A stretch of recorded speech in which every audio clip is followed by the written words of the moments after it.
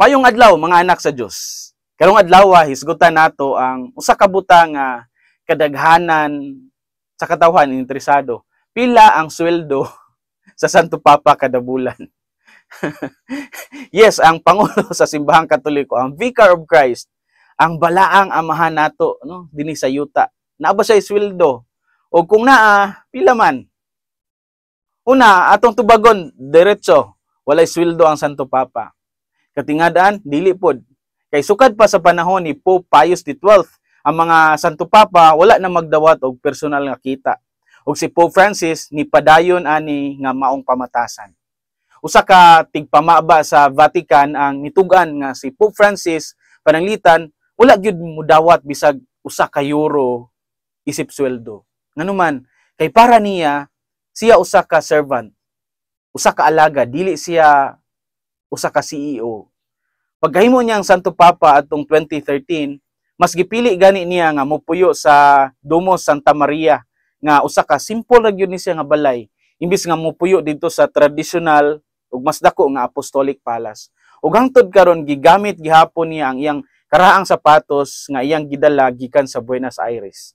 Dili day hangtod karon gipatay no day siya. Ikaduha, bisan pa nga walay sweldo ang Santo Papa, gitagaan siya sa tanan niyang gikinahanglan sa Vatican, pagkaon, ang puyanan, sinina, transportasyon o pag-atiman pod sa panglawas.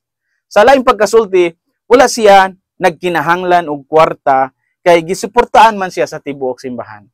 Apan mao ni ang labi nga makapadasig ang mga donasyon o mga gifts no nga iyang madawat all over the world, iya pud nang ipanghatag ngadto sa mga kabus ug sa mga biktima sa kalisod.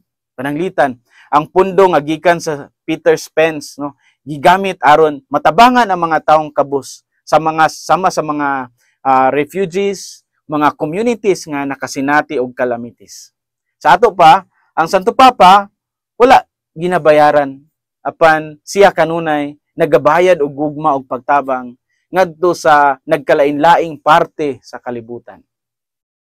Ikatulo, kini nagpakita sa maslawom nga kamatuoran. Ang Santo Papa usa ka spiritual father, dili usa ka busing sa politika. Sa pananaw sa simbahan, ang iyang papel dili trabaho kundi tawag. Not a career but a vocation. Mao nga wala siya magkinahanglan og sweldo. Ang iyang gahom spiritual nga nasandig sa pag-alagad, sa pag-antos ug pag-atiman sa panon ni Kristo. Sa Ebanghelyo ni San Juan, giingnan ni Jesus si Pedro, pakauna ang akong mga karnero. Wala mag-ingon si Jesus nga pangwartahi ang akong mga karnero. Ang kinabuhi sa Santo Papa nagpasabot nga ang pamunuan sa simbahan wala magbase sa kwarta o gahom, kundi sa gugma o sa responsibilidad. Sa kalibutan karon nga ang kadaghanang mga leader mag-away sa mga posisyon o benefits. Nindot nga mahibalaan nga pinakataas nga leader sa kapin usa ka bilyon nga Katoliko nagpuyo sa pagkakabos, simpleng kinabuhi o wala gyud sweldo. Apan siya usa sa maingon ta labing dato in terms of spiritual influence o moral credibility. Busa sunod nga naay mangutana ninyo, pila man ang sweldo sa Santo Papa? Smile and say, wala para sa iyang kaugalingon. Apan sa tanan niyang nadawat, iyang gipanghatag alang sa uban. Kini si Father Felmar Castrodes Fiel, SVD, hinumdumi kanunay ang kinabuhing Kristiyano, kinabuhi sa pagserbisyo.